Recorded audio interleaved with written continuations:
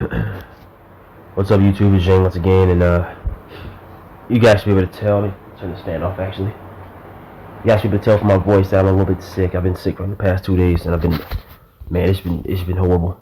Fucking had a fever, had a fucking migraine, fucking coughing. Every time I cough, a hiccup comes out at the same time. My throat's been burning, my nose been stuffed and runny. It's been just terrible, man. My whole body's been achy. It's been horrible. But yeah, but we're here to talk about Raw though.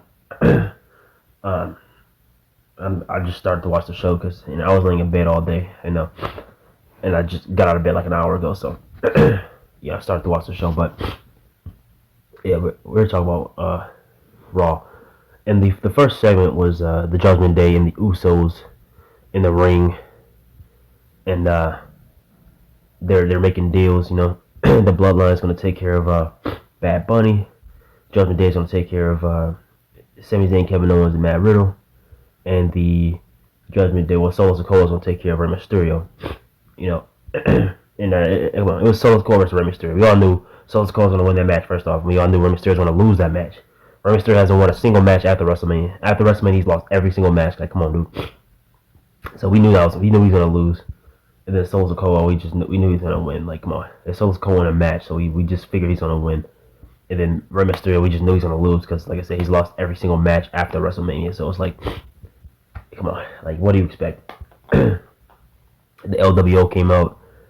The Usos that came out, then the LWO came out, attacked the Usos, and then Rey Mysterio got beat, and then the LWO came into the ring, checking on Rey Mysterio, and then the LWO got attacked by Solo.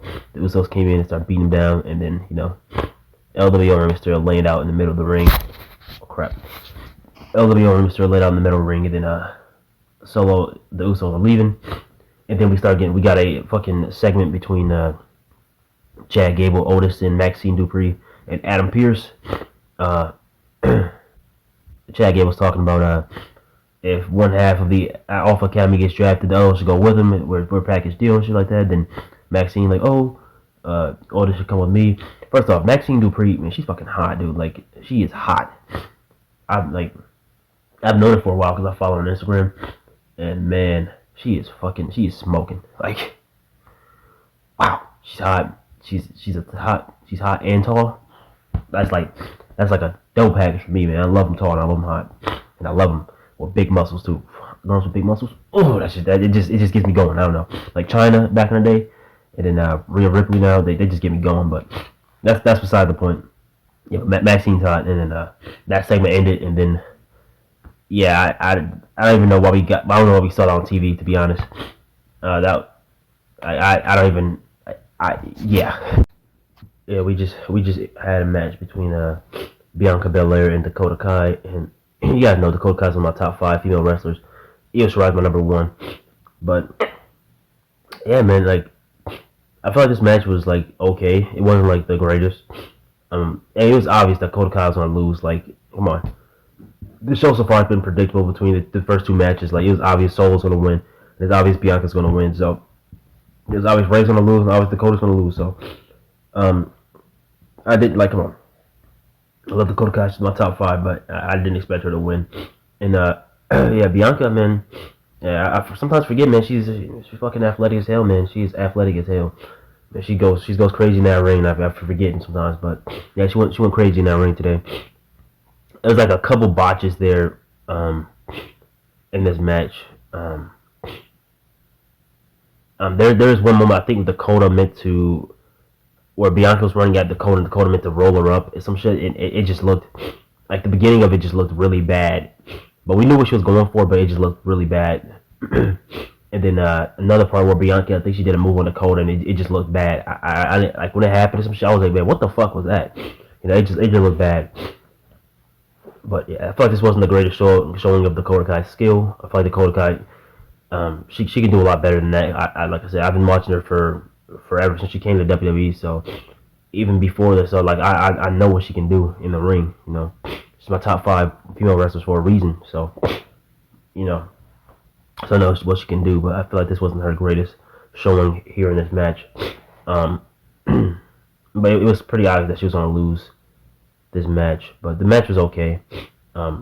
Bianca's braid when she came to the ring, her braid just looked awful.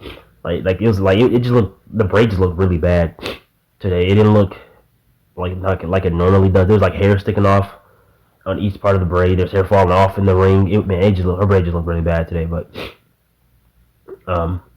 yeah, there's one part where Bianca went for KOD and Dakota grabbed her braid and some shit, and I was like, that was pretty clever. And then she drove her to the. There's another part where she went to do like the glam slam on Dakota. Dakota drove her right to the turnbuckle. She ran around the ring. She's gonna come like kick her or some shit. But then Bianca picked her up, went for the KOD again. And I was like, hey, why don't you just grab the braid again like she did the first time? Like, what are you doing? Grab the braid again, but she didn't grab the braid this time, and she got hit with the KOD and lost this match. But the match was okay. It wasn't like anything special, but it was okay. It was pretty obvious that Bianca's gonna win, but it was an okay match. But yeah, we had a little promo package showing off Brock Lesnar versus Cody Rhodes. Well, Brock Lesnar did the Cody Rhodes, and that just makes me think like, yeah, like I said, Cody should have won the title, but it's even more obvious and more evident that Brock Lesnar attacked Cody Rhodes. Like, he should have had the title. Cody Rhodes should have had the title. They should be feuding over the titles right now. So it really just makes no sense why Brock Lesnar attacked Cody still to this day. But yeah, so it showed that, and then we went to the Judgment Day backstage. They're talking, and Paul Heyman came up and shit. It says, "Are you satisfied? You know what Solo did to Ray?" And then Finn was like, you know. And then they were talking and stuff like that. Yeah, that was a little cool segment. Rhea Ripley, I love Rhea Ripley so much. She got up and said, "Bye, Paul." And Paul was like, and he left, and he said, "Call Roman Reigns." And he's gonna call Roman Reigns and tell him about Judgment Day, saying, you know. Then we had a little segment here between Brock Lesnar and Cody Rhodes.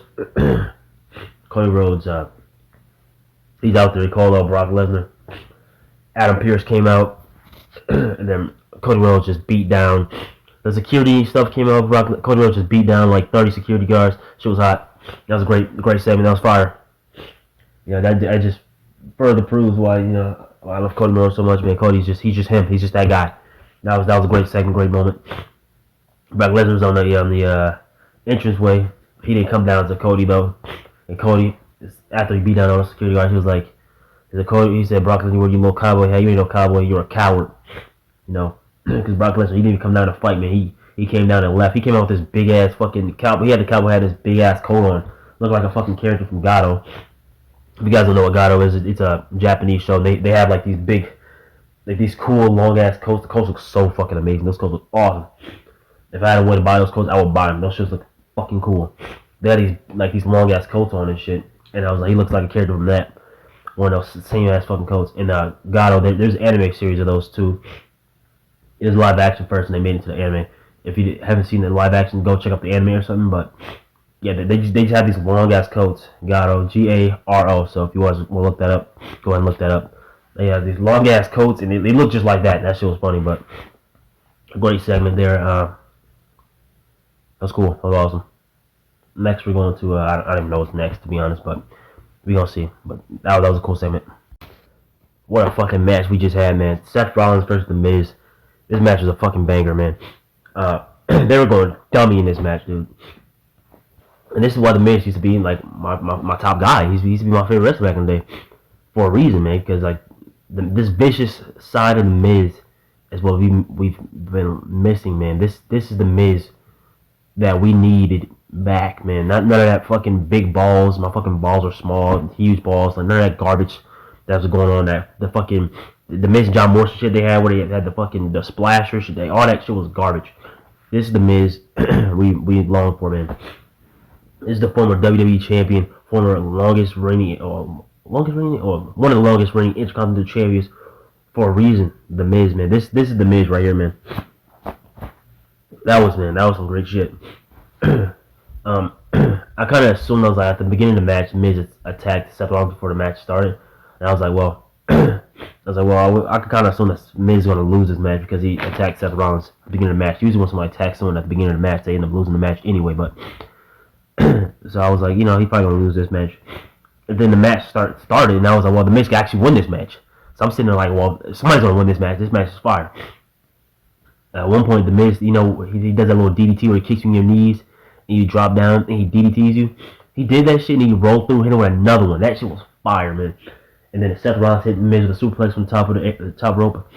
Well, Miz is gonna go for a super skull crush finale from the top rope, man. That shit was gonna be fire. We need to see that happen at least one time. That shit's gonna be fire. I don't think we've ever seen that happen before, but maybe we did, and I can't remember. But that was gonna be fire, man.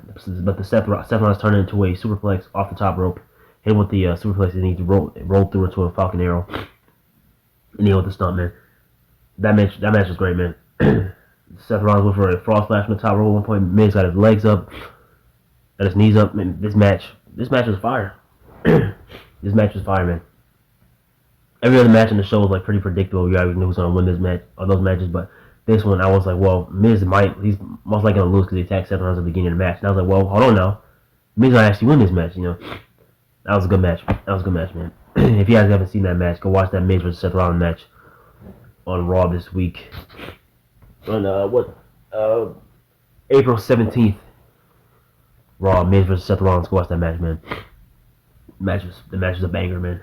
The match was a fucking banger. Now, how long was this match? Let me see. Match is about, was it 13 minutes? About 13 minutes. This match was good, man. It was a good match. There's multiple This Is Awesome chants during this match. Yeah, go watch this match, man. This is why The Miz used to be my favorite wrestler at one point, man. The Miz, Cody Rhodes, and Seth Rollins. Miz, Cody Rhodes, and Dolph Ziggler. Those are my top guys. Back then Dolph Ziggler became a fucking jobber, so he kind of like just got a boot out of my favorite. Miz is like my favorite for a long time.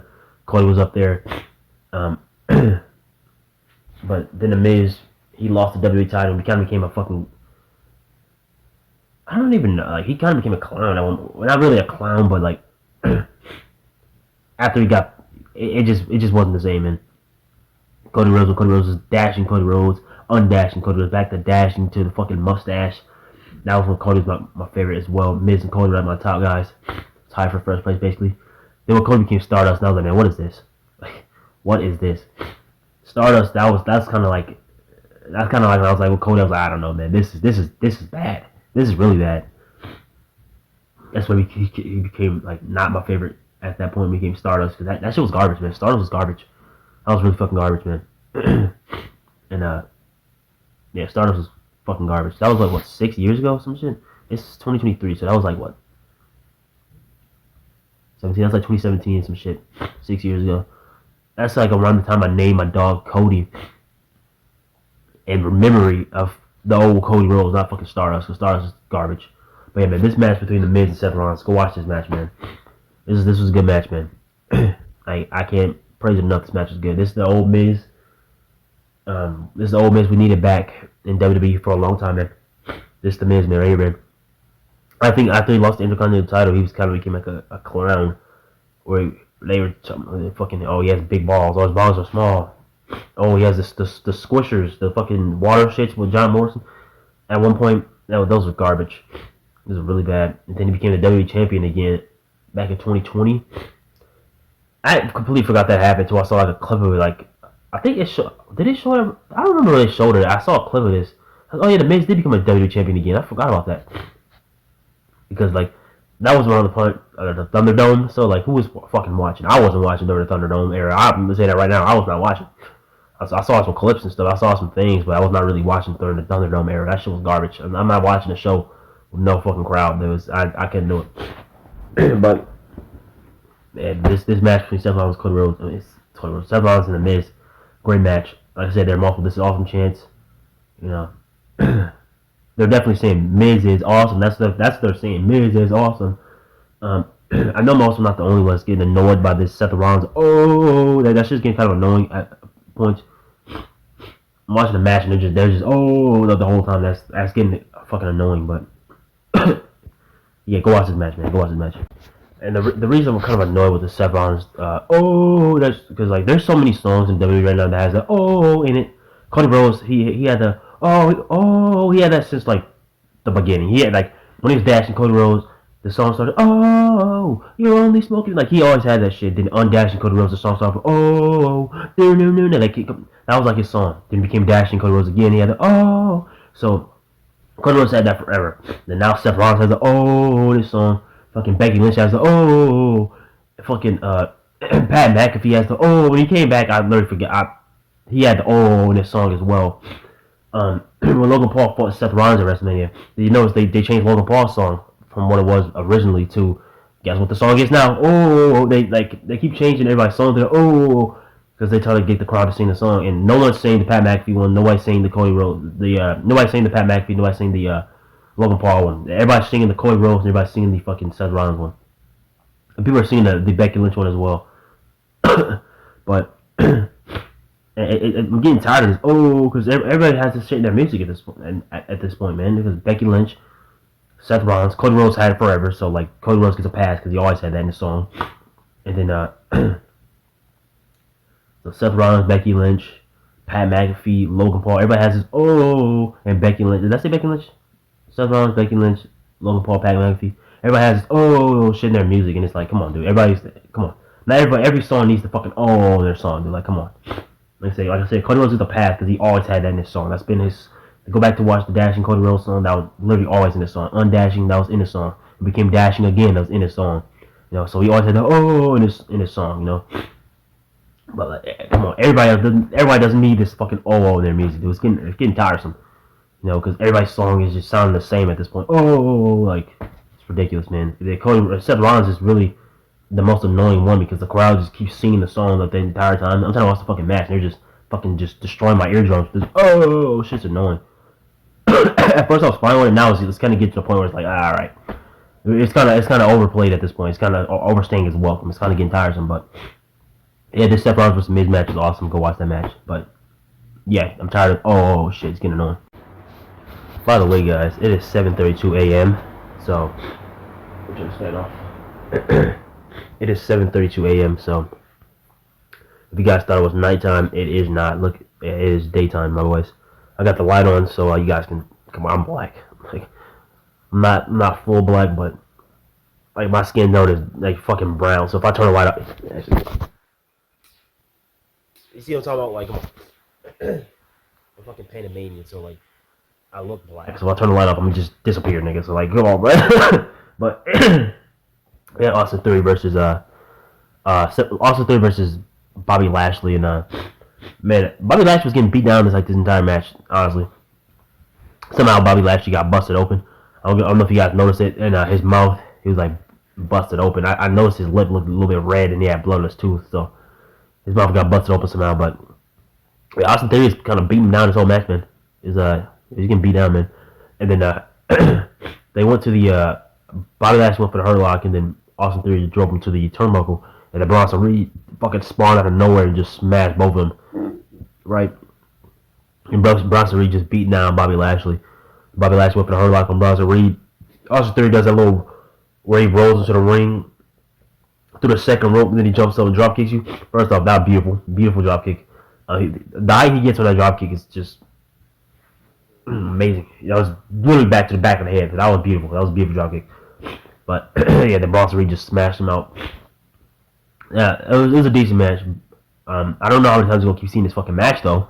The amount of times we've seen Austin Theory versus Bobby Lashley, and Austin Theory versus Seth Rollins, or Austin Theory versus Seth Rollins, Bobby Lashley, is like we've seen those matches a million times, and I don't think we get to see those matches anymore. I'm just being honest with you, but and then the match started, I was like, bro, we saw this match like a million times. Like we don't need to keep seeing this match. But yeah, it was a nobody won the match. It was a Bronson Reed came in and attacked both of them, so it was kind of like disqualification. Not really disqualification. Nobody won the match, but no contest, I guess. But yeah, so like after that match, now we get a Trish Stratus segment. Also, we saw the women's tag team little promo package before the match started. I was just being honest, guys. Those tag team titles mean nothing. Like, if it wasn't for Sasha Banks and Naomi bringing those titles in, even one of those titles to exist, if it wasn't for them bringing those titles in, was Sasha Banks and Bayley? Was Sasha Banks and Bayley? It was Sasha Banks and Bayley, yeah. If it wasn't for Sasha Banks and Bayley bringing those titles in, man, and then Sasha Banks and Naomi having those titles for a long time, but if it wasn't for those Sasha Banks and Bayley, man, these titles they wouldn't even exist, to be honest. These titles mean nothing. Every fucking women's tag team had these titles at one point. Like, These titles are just garbage, man. They mean nothing. There's literally a consolation prize. They're going back and forth, flip flop, back and forth, man. These titles are useless. Like they mean nothing. And the titles right now are Liv Morgan, Raquel Rodriguez. Like, come on, dude. That's not even a tag team. Just like I don't even know, man. This is honestly pathetic. It's getting ridiculous. But but now we're going to a Trish Stratus segment where she's going to be explaining why she attacked Becky Lynch and shit. And let me tell you this, guys. Trish Stratus is wearing an outfit like she used to wear back in the day.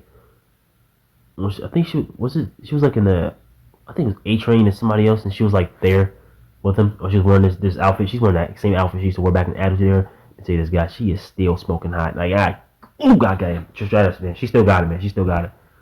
Still fucking hot. But yeah, we're gonna go into this segment. See what's going on here. Trish Stratus is fucking smoking. Amazing. So we had Trish Stratus segment. She was talking about she started the women's revolution. I mean, everything Trish Stratus said in that segment was just true. I mean, come on, we can't deny it, man. And Trish Stratus is smoking hot, man. She debuted March 2000, right? And it is April 2023. 23 years later, she is still smoking hot, man. But now we're going into a. You can't deny anything she said, though, man. Everything she said is just true. First woman to main event Raw and all that shit, so it's just true, man. Then after that, we went to Kathy Kelly segment with Kathy Kelly and Cody Rhodes. Kathy Kelly, it's also hot. Man, talking to Cody and stuff. And after that, we go to a women's tag team match. And I've been saying this for a while, man. Raquel should be coming out first, and then Liv comes out, and then they go to the ring with Liv's song, because Liv's song is just better than Raquel's song. And they actually did it. They actually did it tonight, where Raquel came out first, and Liv came out. So they went to the ring to Liv's song, because Liv's song is just better than Raquel's song. Raquel's song is just not hype. Liv's song is just better. So like, if you go into the ring, you're going to the ring with that better, more hype song. But then they're sitting out the chairs next to the announce table, so we're having a tag team match between Candice LeRae and Michin versus fucking Chelsea Green and Kathy Kelly. Chelsea Green and Sonya Deville. I was gonna skip this match. I'm not gonna lie. I was gonna skip this match, but I'm actually gonna watch this match because I know this match is gonna be fucking shitty. So I was like, I'm gonna just watch it, so I can just rag and just destroy this match. Because this match, I know it's gonna be shitty, so I gotta talk about it. By the way, so they got a jobber entrance, by the way. Fucking Michin and fucking Candice LeRae, they got a jobber entrance. Especially Candice LeRae. We come back to the show. We're coming out to the ring with fucking Michin's song. So Candice LeRae's entrance was just completely shown during the commercial. So nobody cares about that. And then we come out to Michin's song. Man, Michin is such a. I don't think anybody likes her, to be honest. I like Mia Yim, but Michin, like, I don't know why I changed her name. It's stupid. And if you just listen to this crowd reaction to them coming out to the ring, the entire crowd just doing like this. There's no sound. I'm sitting there like, is my TV bugged? Like, what's going on? I was like, I can hear Corey Graves talking. So like, what the fuck going on? There's just no sound, man. No sound at all, man. No one cares about fucking Sonya, nobody cares about fucking Michin, dude. Like I said last week, man, she was trying to get the crowd hyped and nobody cared, man. So it's just crazy, man. Nobody cares about me, and that's just sad, to be honest.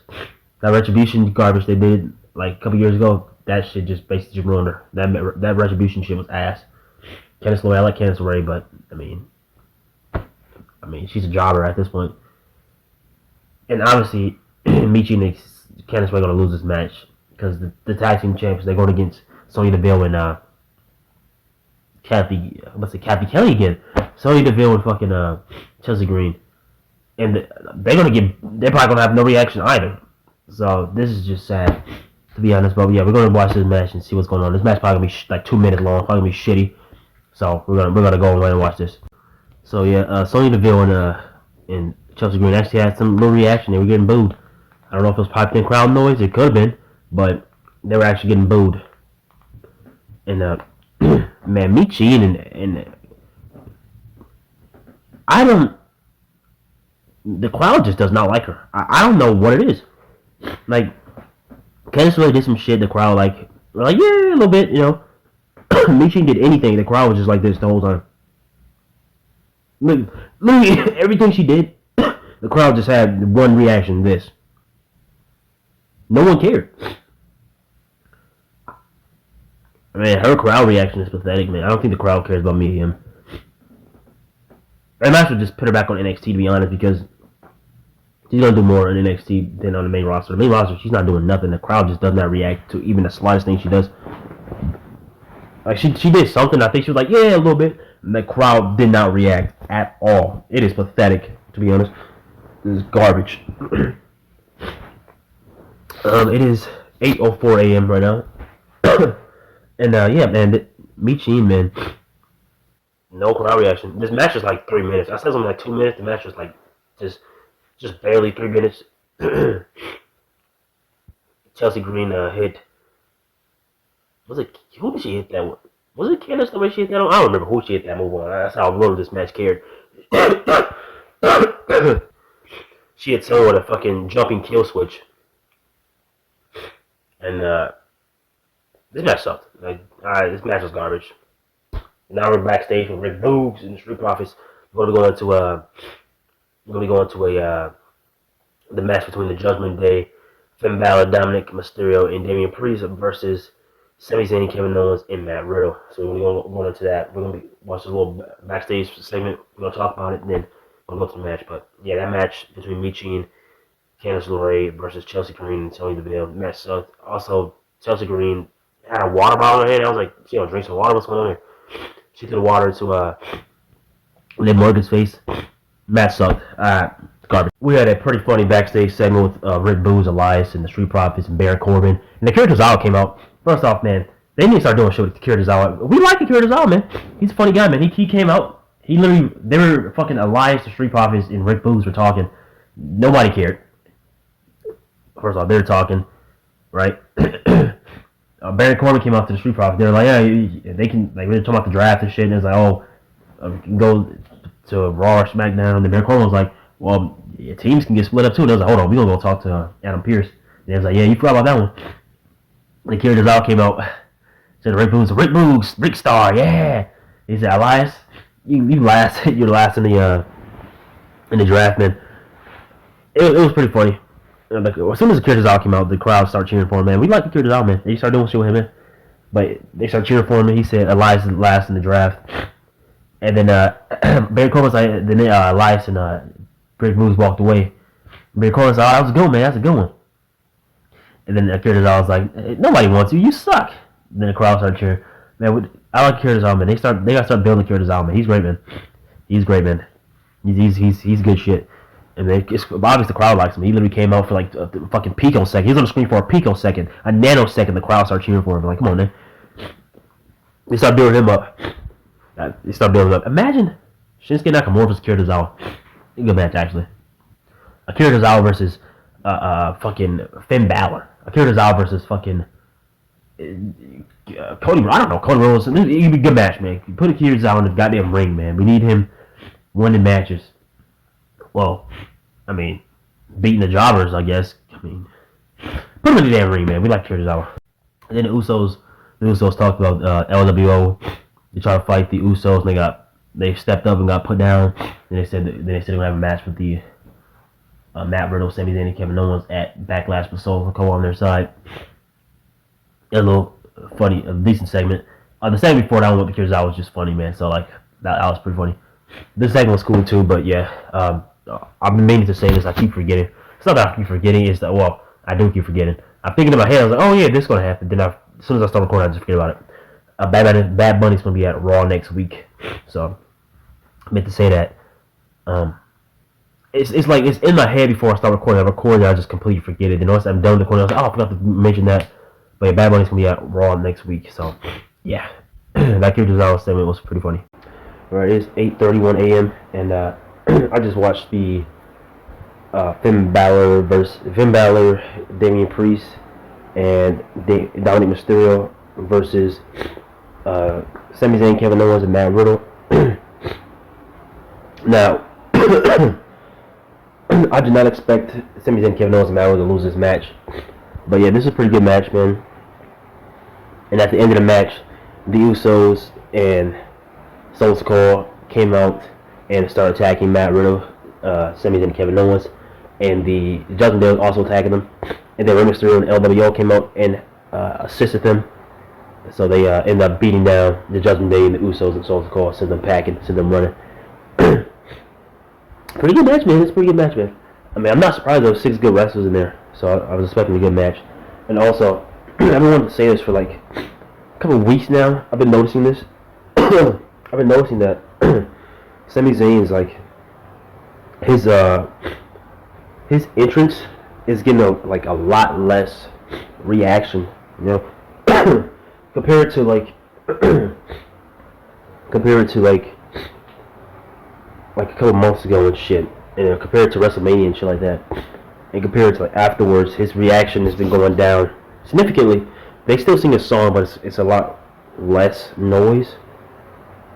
Because I was like, well, you gotta think about it though, because they won at WrestleMania, and then ever since WrestleMania, they've just been losing.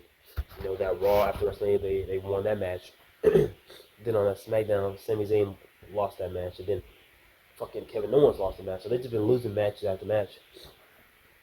So I was like, well, you know, it's kind of expected for their reaction to go down a bit, right? Not only that, we're gonna be having a. This is kind of pathetic to be thinking about it, but in Saudi Arabia, we're supposed to be having a Night of Champions, right? So, just like the old days when we had Night of Champions, every single title was up for grabs in Night of Champions, right? So, I don't know if it hasn't been confirmed yet that we have Night of Champions, but if we do have Night of Champions, what's going to go on with the tag team titles, right? Because Sami Zayn and Kevin Owens were never in Saudi Arabia, you know, so like, what's going to go on with that title, those titles? Are they going to lose the title to somebody else, and then somebody else defended at Saudi Arabia? I don't know what's going on with that. So, I'm actually expecting them kind of to lose the title, which is like sad to think about, because they're going to be losing the title, then Saudi Arabia, the title's going to get defended, and then they get the titles back, some shit like that. And Rhea Ripley in this match, the Judgment Day versus Sami Zayn, Kevin Owens, and Matt Riddle. Rhea Ripley fucking clotheslined the shit out of Kevin Owens. Literally, damn near took his damn head off. You know, and Rhea Ripley, man, she's up there, man. Like I said, she's my number 2 favorite women's wrestler. She might become my number 1, to be honest. Number 1's been Io Shirai for years now, and I don't want to fucking bump down Io Shirai, because Io Shirai's been number 1 for so many years, right? So Rhea Ripley, I want to put her as number 1, but then I also don't want to bump down. Actually, I could just tie. I'm gonna do this because for my 5th place, I had fucking Dakota Kai and Roxanne Perez tied. So I can just do Io Shirai and Rhea Ripley tie for number 1. Number 2, Kairi Sane. Number 3, Asuka. Number 4, Dakota Kai. Number 5, Roxanne Perez. So down in NXT, if you guys don't know her, go check her out. I haven't seen much of her, but I do like her. So yeah, man, this match is pretty good. Go check it out. Like I said, fucking Rhea Ripley clotheslined the head off of fucking Kevin Owens. It's kind of obvious who's gonna win this match. You know, it's obvious the Sami Zayn and Kevin Owens and Matt Riddle's gonna win this match. You know, because they've been losing every fucking match after WrestleMania, so like it's kind of obvious that they're gonna win this match, to be honest. And yeah, man, watch this match if you haven't. Alright, I'm back. I don't have the light on right now because you can actually see me now, but I just want to talk about like this Raw is pretty predictable, man. Like I said, some of the matches were like you just kind of knew who was gonna win the match, you know. So you look at the match, oh, I know who's gonna win this match, I know who's gonna win this match, I know who's gonna win this match. That was like pretty much with every match.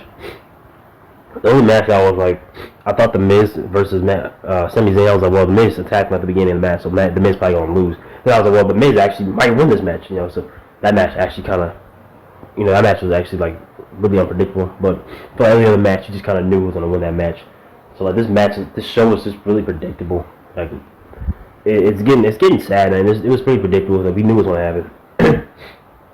You know, we knew the fucking Sami Zayn and Kevin Owens and shit and Matt Riddle. We knew they were gonna be looking strong at the end of the match. We knew like the fucking Usos and the Judgement Day was gonna run At one point, like as soon as they start brawling, we just knew like the good guys and me looking strong while the bad guys run. That happens like every single time.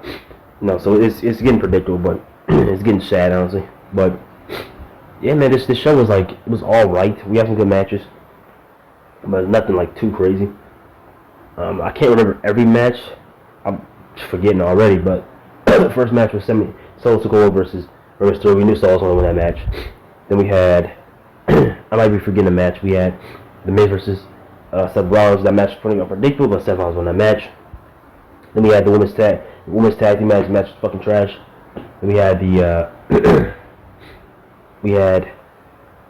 the Judgment Day versus Sami Zayn and Kevin Owens and Matt Riddle. Was that it? Was it only 4 matches? Was it really only 4 matches? Oh, let me look this up really quick. I don't think it was only 4 matches, right? No, it was more like 6 matches. We had Bianca Belair also. We had the first match, Solo Sikoa versus Rey Mysterio. We had Bianca Belair. We obviously knew Solo Sikoa was going to win the match. Then we had Bianca Belair versus Dakota Kai. We knew Bianca was going to win that match. Then we had Bobby Lashley versus Austin Theory. Like I said, we saw that match so many damn times that we don't really need to see that match ever again, to be honest. That match was no contest. Then we had The Miz versus Seth Rollins. That was a good match. Very, very unpredictable. Yeah, man. I expected Seth Rollins to win, but I was like, oh wow, The Miz, I actually win this one. But then after that we had the Judgment Day versus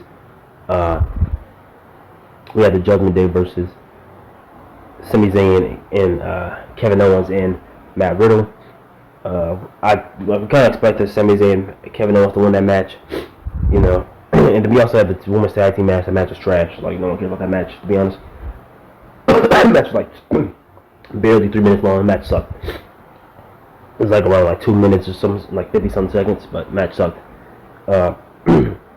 Michi had no reaction. Like, no one cares about that match. No one cares about those women in that match, to be honest. But yeah, man. Camera's kind of blurry here. There we go. But yeah, man. So it was kind of predictable. We like knew who was gonna win the matches, and like, but this show was better than that Raw after WrestleMania. That Raw after WrestleMania was so bad, but I feel like every show after that show has been just way better than that show, because that show sucked. But the show wasn't great, but it wasn't terrible. It was predictable, but we had some good matches. Besides the women's tag match, the match sucked. But yeah, it's been Shane once again, and I'm out. Peace. Finally, I'm out. Peace. What's up, YouTube? Shane once again. I forgot to mention this during the Judgment Day versus Matt Riddle, Sami Zayn, Kevin Owens match. There's this one spot where Matt Riddle's going for a moonsault to the outside. Damian Priest literally grabs him by the throat mid-air, chokeslam on the fucking apron. That shit was fire. I forgot to mention that during the match, when I was talking about the match, but that part was fire, man. Yeah, but yeah, go watch that match.